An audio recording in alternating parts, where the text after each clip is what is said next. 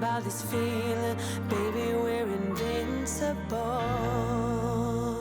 Hi guys, and welcome back to another episode of Rebuilding Notts County. As always, if you are enjoying the save, drop a like on the video. That really helps me and the channel, most importantly, out. Today we're starting on the page of Harry McGuigan, the 20-year-old Scot out on loan at Scunthorpe for the second season. He was massively involved with them last year. I mean, let's just take a little look actually at his career. So last year he got 5 goals and 6 assists for them in League One. The previous year before that in League One, he got 3 goals and 13 assists playing for Newport County. And this year he's already got 3 goals and 6 assists in the Championship for Scunthorpe. And it gets better than that because Scunthorpe are actually sitting in the playoff spots in the Championship with Harry McGuigan absolutely tearing up the midfield for him. The guy's doing a hell of a job. Now, obviously, Burnley and Newcastle are running away with it with some of the players they've got. But Alex Topless is Regen. I think they might have on loan, actually, from Newcastle playing for them. But McGuigan is involved in a Scunthorpe team that could be making a push for the Premier League at the moment. So, Scunthorpe fans, have a bang on that. Right. It's Sunday, and you know what that means. It's Regen Sunday. So if you want to participate, head over to the Discord, link is in the description. Head over to the Regen chat, drop your Regens in there. I have a habit of favouring the best names. I've got to be honest. I tend not to even look at the attributes half the time. I just go, that's a funny name, in your pop. Let's go. First up, Uranan Panyakong, which I think... awesome name, but for a start, it's a Thai 19-year-old who's that good. I'm a fan of this guy. I've wanted a cool Thai player, and none of the ones I found were any good. It's a shame. Then we've got Gu. Love it. Then Zhao Jing, Chinese right winger, plays for Real Madrid. Not got the best crossing though, so that could be a slight problem for him. Then we've got Sinyabonga Randrianantenayan. Now that's a really long name. I think he's Nigerian actually. It's a strangely long name for a Nigerian, although I'm not entirely sure. Then we've got Kayam McMinimy. McMinimy? That's a brilliant surname. Then Claudian Yakini. The reason I'm showing him is because he is essentially the player that was provoking me to play that Shadow Striker, basically. So there you go. Then we've got Marco van Basten Arapi. I promise you, I've seen the full name section and everything. It's a real player. Or not a real player, but it is a real legitimate name. I don't know how, but it is. Then we've got Duong Van Son. Sounds a bit Dutch too, which is kind of interesting. Vietnamese striker. I always see cool Vietnamese regens. PSG had an amazing one on a save I had a while ago, but I've never got one myself. And then lastly, Mode Yaha Yamaha Sama Singh. Delightful name, just a bit long. So there's our regens. Head over to the chat, drop me for next week. Lovely old job. Right then, we must push on with our league campaign. A couple of games off camera, some more stuff to come. It's still a bit interesting, this division. I'm still not sure what I think of the patch so far. So straight after the Liverpool game, we went and lost 4-1 at Stamford Bridge. And ironically, we played much better in this game than we did against Liverpool. And what I mean by that is not so much on this side of things. We did still create a couple of chances, as you can see. But most importantly was the fact that we limited Chelsea to just 2 actual chances in the entire game. That's what I really want to do with this kind of tactic. And it does generally seem to work. Unfortunately, it wasn't quite our day, unfortunately. Esposito scored a long shot. Kai Havertz's goal, he just ran in and scored. It was just really good play. But then they scored a long shot, which was frustrating. Zaniolo then got one as well, but it was Mbappe's one that frustrated me. After we'd got on back through Issa and Peppo, they crossed the ball in. It sort of hit my goalkeeper slash the crossbar and then bounced straight out to Kylian Mbappe, who made it 4-1 to Chelsea. But it's Chelsea. We weren't expecting a win. Still, a bit of a shame to concede 4 goals, where we actually defended reasonably well in terms of the chances we gave up and created a few ourselves. And then we had a game at home against West Ham United. I'd earmarked this one as a win. Frustrating times. Brian O'Day scored one of those ones where they cut inside and they just get the goal, basically. But then Francisco Guajardo, literally straight from the kickoff, did the exact same thing. Probably his best game, actually, I'd say, in a Notts County shirt here. Dubois again in the midfield is spraying passes about, and I think he's really starting to get to grips with that role. I think we're conceding too many goals now since the patch. That's the one thing that has seemed to have changed for me. We don't look anywhere near as defensively sound, and I think the problem is quite simple, and the second goal that West Ham scored typifies this. Firstly, we went back in front again through Guajardo, getting to the back post this time, crossed to the back post, and he was actually able to put it in. Nico Williams picked him out. Lovely old job. Went in front, and I thought, right, we can push on. But West Ham were able to lump a ball aimlessly over the top of us, even though we've got a deep defensive line, and they weren't sat deep. And I don't know why that was, because we weren't pressing up or anything, and that really annoyed me, because that seems to be where we're getting caught out now. And that was one of the things I noticed about the beta, was that no matter how deep your defensive line, you'd still end up pushing up randomly and they would just get balls over the top of you. And that seems to be how we're conceding chances when we do. And I don't know what I can do about that, really, other than go very deep. But that doesn't seem like a thing I really want to do. So a frustrating one where I feel like we should have probably won the game, but we didn't. And that's another 2-2 draw in a home game. I feel like we probably... This one we weren't quite as good as we were against Norwich, but it's still a frustrating one considering we had the lead in this one and couldn't hang on to it. But nevertheless, we're sitting 13th in the league. Haven't won in a little while, though. Our last win was that 3-0 against Southampton, and we do need to get a win sooner rather than later, just to keep the things going. And the fact is, we're still on for over a point a game at the moment, but I want to make sure that we continue on at that kind of rate and don't see our heads drop too far. Now, still lots of teams below us. Fulham are down there. We're only 6 points clear of the drop zone now. Palace down there as well, and Southampton look already very much dead. 13 games in, no win. They're basically Burnley from last season, it would seem. Cedar still already got 12 goals in the league for Norwich City in 13 starts, which is outrageous considering that they're currently 11th in the league. And he scored literally half their team's goals. Fulham are missing a couple of players, including Rafael Leao and Sam Taylor, who are quite important players for them. Amazingly, Scott Parker still managing them. I think I kind of want to go with the exact same lineup, really. I don't think there's any changes I want to make. We've actually done right with injuries this season. Oh, wait, no, I want Kim back in again. That's very important to have. So Cesano's nearly back fit again, which is a nice sign. So the bench is going to be Williams, Kazakov, Pavlovic, Moya, Drina, Sikinic, and Ricky Griffiths. You'll notice that Stepanek has taken a bit of a downward turn here. That is essentially directly when the patch was. Frustrating times, but hopefully he can come back up again. He's still got some quality. He's just not quite as effective as he was before, unfortunately. This is a big deal because we haven't won for a little while, and I really want to make sure that we get back onto that. We do owe them. That's nice to see. And Peppo definitely looks like he's got some quality about him, though, and he's scored a couple of good, really nice finishes. The key thing for us, I think, is just to create chances from Peppo, and we've not done as much of that recently as I would have liked. And I do wonder if that's because Stepanek has become less effective. But it might just be he's having a little blip in form. That's obviously going to happen to players sometimes anyway. And one by Hansen, that's more like it. Come on, lad. And Peppo needs to be making a run for him, really, and I don't think he's gonna. No. Good arms. Oh, for goodness sake. Oh, my God. Some of the goals we concede are just embarrassing. Like, not... You just look at them, like... I mean, it actually isn't a deflection. It's a header from there, but, like, I've never seen a goal scored like that before. My God. We really do concede some weird goals.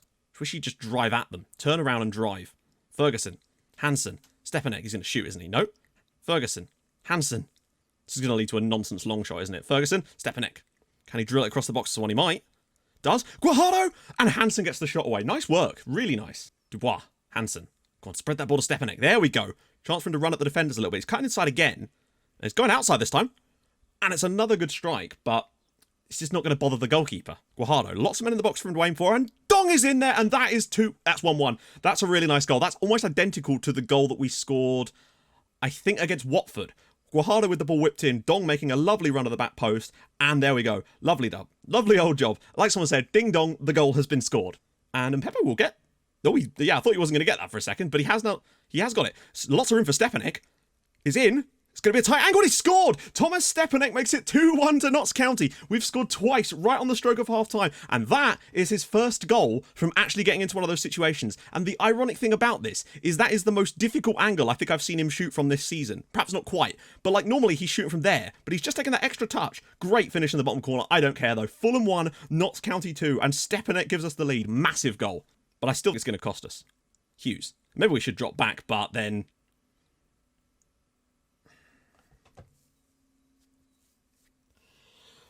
Too many times this season have I seen that exact goal. Ball whipped across, and the winger scores a header. That's so many times this year. We've conceded that goal. We conceded one against Liverpool. We conceded one against Watford. We conceded one against Spurs. Just like that. And I don't know really what to do about that. I don't really want to have us tight marking wingers or anything like that. And Dong's in again! And he's offside that time. Please spread the ball out wide. Oh, that's not bad, Guajardo. And, oh, well played. Oh, he could have slipped that through from Peppo. He might. He's all the way through. Great stop by the goalkeeper. Really good chance again. And he's got 16 finishing. I think our team mascot should quite literally be a lad in a tutu, because that seems to be the only result we can get in these games at the moment. Probably a fair result, in the end. It's just a frustrating one when we turned it around like that and still managed to concede a goal. Yeah, but I'm pleased with the goals we're scoring. We scored a goal from a free kick. Thomas Stepanek scored a good goal. It's just annoying the types of goals we're conceding, like the one from the free kick with the little flick on header like that, and then to concede another one like that. But we can't complain forever. We just got to get on with our lives. It's another point, but it's another game that we probably should have won. Right, we're back. One thing I would say about the patch that I'm a huge fan of is that it does seem to have been optimised in some way, because it's running much quicker and we're going from day to day far faster than we were before. So that's massive plus points. It genuinely is. But at some point, those teams down towards the bottom are going to get wins against teams around them, you'd feel. So we've got to make sure that we're still keeping our heads above water. And as right now, we're still more than a point a game, and that's fine. We've got leads after this, so that could go either way, to be honest. So Ferguson picked up a knock in the last game. He's going to miss a couple of weeks, so that's just one of those things. Where the hell's Regen Booty? Must have been right before the other game. Okay, so we don't have Regen Booty either. Interesting. In that case, it's probably going to have to be Sikinic. I wonder why. I wish it would tell you why it thinks they're a poor partnership. That would be kind of useful. I'm tempted to actually play SecondYellowCard as the deep line playmaker and let Dubois have a bit of free roam today. So the bench is going to be Pavlovic, Kazakov, Drina, Moya, Nico Williams, Cesano, who's now sort of back, and Ricky Griffiths. I'm tempted to maybe try out Kazakov at some point to see if we can start phasing him over Luetti, because I feel like maybe he's got more of a future. I'm not sure. I still think that our fullback spots are our biggest issue. I've really struggled to find players that I like in those positions right now instead of Pavlovic, because that way, if we do need to switch up to the other system, we can bring Hermansson on and try and change things up. I'd rather not, but you never know. I'm going to just stick with the standard defensive line today. Sorry, by that I mean like the default one for us, which is a bit lower. We'll change it again if it starts to look a little bit iffy. I just think our record against Everton isn't actually that bad. We've beaten 3-0 at Goodison, didn't we? And we drew 1-1 with them at Meadow Lane. So to be fair, I can understand why. Right then, let's go out, put in a better performance today. Hopefully don't concede another one of those goals. But if we do, it's good data, if nothing else. I just want to see a little bit more out of the lads. We still scored 2 goals, but if we could just get a bit more defensively tight, I could just feel like the wins would just be stacking up for us. But you know, Stepanek does all right there. Hansen. I want to see how Dubois does, playing in a slightly more advanced position today. Guajardo's in, and it's a good strike, but Pickford makes a comfortable stop. We certainly want to set to tight mark there, winger. Oh, good. They've literally scored inside 2. Help me. It's like we could do the exact same thing at the other end. We practically did just now with Guajardo, but that won't go in. It's a good strike from Daniel James. It's a good little ball here, and I thought it was, you know, relatively comfortable one. It's a good strike in the bottom corner, but and we've turned things around and come from behind. I mean, we came from behind against West Ham, then threw it away. Came from behind against Fulham, and then threw it away. We're good at coming from behind. We've got a bit of a fight to us, but then we often end up giving up the points as well. We're comeback kings, but also Bottlejobs. It's amazing to be both at the same time. We're like Schrödinger's Bottlejob. Problem for us, though, is I think too many shots have come from range for my liking. Stepanek. He's got one man to take on, and he's actually gone past him. He's going to end up shooting from the tight angle, though, even though there's men surging in, and he's actually found Mpepo. Oh, my God. That right there, definition of what I like about the new match engine. He actually looked to square the ball. Brilliant. Really big fan of that. Guajardo. I think this is probably our last chance here, unless Luetti's going to find someone. Sikanic. Good strike at Pickford, but not to be. Better. I might push up a tiny bit in the second half, if it just might allow us to win the ball off them further up the pitch. That was the main reason I liked having a slightly higher line. Oh, and Mpepo's got it! And it's a great save by Jordan Pickford. Oh, what a ball! Luetti, we need Mpepo to get on the end of it, but he's nowhere to be seen. And Stepanek! Oh my God, he's put it in. How has he put that in from that tight angle? It's 1-1, and I think we thoroughly deserve that. Once again, we've got some hella fortitude. This is a wonderful ball from Dong. And Mpepo, I think it's because the Everton defender's jostling him. Don't know why he goes for the first time ball, but what about that? All the way through, Stepanek, one touch, first... Wow. He is finally starting to find some scoring boots, despite his poor finishing. It's 1-1. But once again, it's a question of can we then actually turn this dominance into a victory? Another good sign for me is that with this system, we didn't... Oh, what a strike! Issa Mpepo, what a bloody strike. That is one hell of a free kick. He is the best free kick taker in this team, but my God, he's a long way out there. Look at the curl on this. Admittedly, Jordan Pickford probably should do better. Notts County 2, Everton 1. Little prediction for you. It's going to finish 2-2. But, that being said, I don't want to drop any deeper because we're already sat deep. No! For fuck's sake. Oh, my. But also, our opponent's also unable to hold a lead. It's a great strike on the volley. But, like, give me strength. Seriously. I don't know anymore. Notts County 2, Everton 2. So many games. Not only have they been 2-2, but they followed the exact same pattern of play. And we've been limiting them to very little opportunities in a lot of these matches too. Just a decent number of shots, in fairness. But I mean, we're not losing the matches, but once again, it's just like, it's a weird one. At least we're not losing. I mean, on the plus side, we are now actually 7 points clear of the relegation zone and continuing to not lose matches, which I think is quite an important factor, to be honest, when you consider it. Only 5 defeats in our first 14 games isn't actually the end of the world, in all honesty. But it's certainly keeping our heads above water, but there's been so many games in there that are frustratingly winnable. Norwich, I think we were the better side. Villa, we literally won, but didn't win. Yeah, but that's life. At least we're not losing matches. We're keeping our heads above water. I think with the tiniest of little tweaks, and maybe just the personnel slowly improving and gelling, I think we can start to turn some of these draws into wins. I know there's the fact, yeah, we can go defensive, but it just encourages pressure. And I found that pressure is the worst thing because of how potent some of these shots can be. And particularly as that one was from a corner. That seems to be the one that always gets us, doesn't it? But there you go. That's life sometimes, isn't it? We've got a full-on team of ballerinas. 4 of our last 6 matches have been 2-2 draws. And we've actually not won a league game in 7 now, but we have drawn 4 of them, so 4 points from 7 isn't great, but given our start, it's not the end of the world. So, it's a tough one, isn't it? I think we'll maybe come back and do Bournemouth and Wolves in the next game. We've got Leeds, Arsenal, Manchester City. So Arsenal, Manchester City are right off. Leeds, I expect, will be 2-2. So yeah, we're going to come back and do Bournemouth and Wolves in the next episode as we keep going forward. We'll also have a youth preview in that one too, so that'll be kind of fun.